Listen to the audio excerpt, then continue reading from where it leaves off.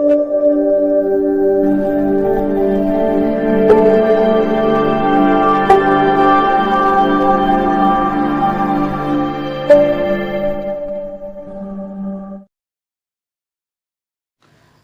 दोस्तों, मैं doctor pharmacist C N गजबी आज आपके लिए न्यू प्रोडक्ट लेकर आया हूँ। न्यू प्रोडक्ट के बारे में मैं आपको उसका उपयोग बताऊंगा, क्या उपयोग होता है, उसका साइड इफेक्ट बताऊंगा, उसके बारे में फुल डिटेल दूंगा दोस्तों। तो वीडियो को आप पूरा देखें दोस्तों।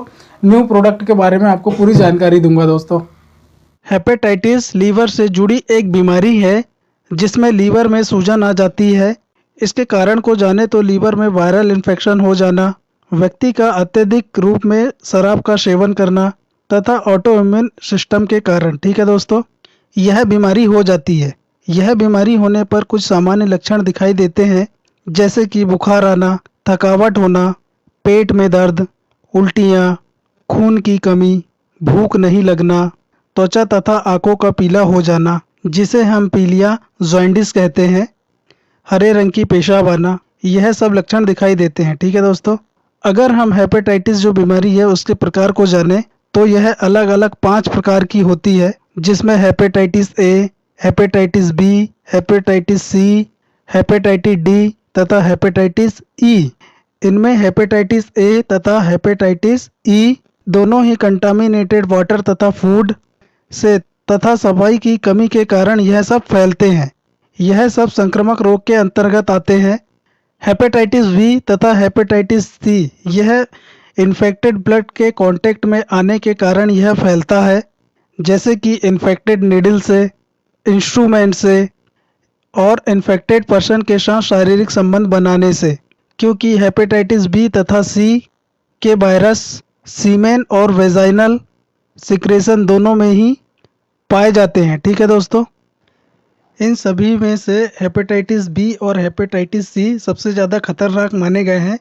सामान्यतः बीमारी के शुरुआती लक्षण में किसी प्रकार के शुरुआती लक्षण दिखाई नहीं देते हैं।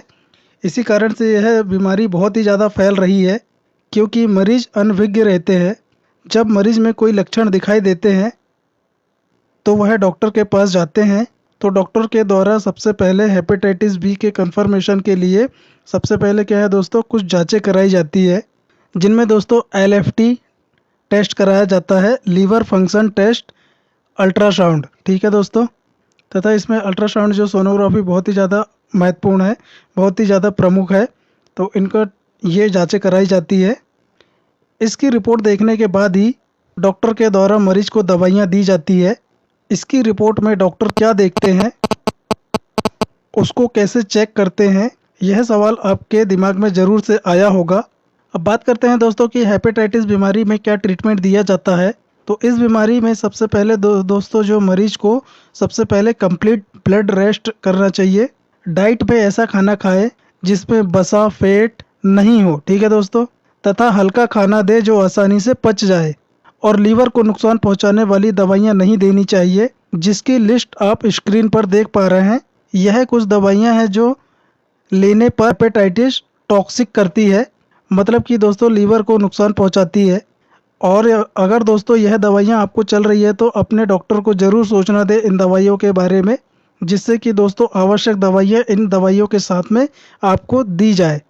हेपेटाइटिस जो बीमारी है दोस्तों, उसका इलाज एक विशेषज्ञ डॉक्टर के द्वारा ही किया जाता है। अधिकतर यह देखा गया है दोस्तों कि जिस व्यक्ति को जॉन्डिस की बीमारी है उनमें हेपेटाइटिस बी जो है दोस्तों पॉजिटिव मिलता है। तो ऐसी कंडीशन में सबसे पहले दोस्तों जॉन्डिस बीमारी का इलाज किया जाता है, उसके बाद ही हेपेटाइटिस बीमारी का इलाज किया जाता है। कौन कौन सी दवाइयाँ इस बीमारी के लिए दी जाती है इसके जान लेते हैं। ठीक है दोस्तों, यदि किसी व्यक्ति को एक्यूट हेपेटाइटिस हुआ है, मतलब कि हाल ही में किसी को लीवर की हेपेटाइटिस की बीमारी हुई है, ज़्यादा पुरानी नहीं है, तो उसे हेपेटाइटिस बी का वैक्सीन लगाया जाता है। इस वैक्सीन को IM रूट के द्वारा 3 अलग अलग डोज में लगाया जाता है।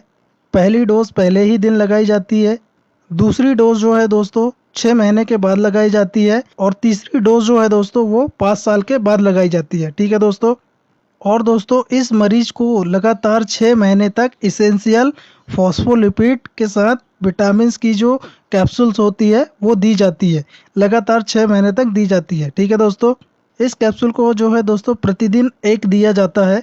यदि दोस्तों किसी व्यक्ति को क्रोनिक हेपेटाइटिस बी हुआ है, मतलब वायरल हेपेटाइटिस हुआ है, मतलब कि दोस्तों यह बीमारी हुए उस पेशेंट को काफ़ी समय हो चुका है, तो उसे दोस्तों एंटीवायरल टैबलेट दी जाती है। रिवावेरिन 400 mg टैबलेट या फिर लेमिविडिन टैबलेट 100 मिलीग्राम, दोनों में से कोई एक टैबलेट दी जाएगी।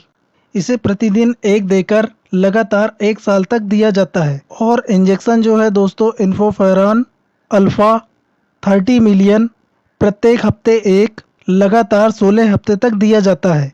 इसके अलावा दोस्तों विटामिन के का इंजेक्शन लगातार 5 दिन तक दिया जाता है।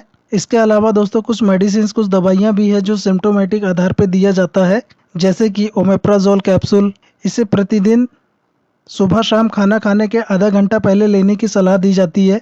डोमपेरिडोन टैबलेट, इसे भी दिन में 3 बार खाना खाने के आधा घंटा पहले लेने की सलाह दी जाती है। साथ ही दोस्तों मरीज में यदि कब्ज़ हो रही है तो उन्हें लैक्टुलोज का जो लिक्विड है वो लेने की सलाह दी जाती है। लैक्टुलोज लिक्विड जो है दोस्तों डॉक्टरों के द्वारा इसे सुबह शाम लेने की सलाह दी जाती है 2 चम्मच, या फिर आवश्यकता पड़ने पर डॉक्टर की सलाह पर इसे 3 बार भी दिया जा सकता है। ठीक है दोस्तों।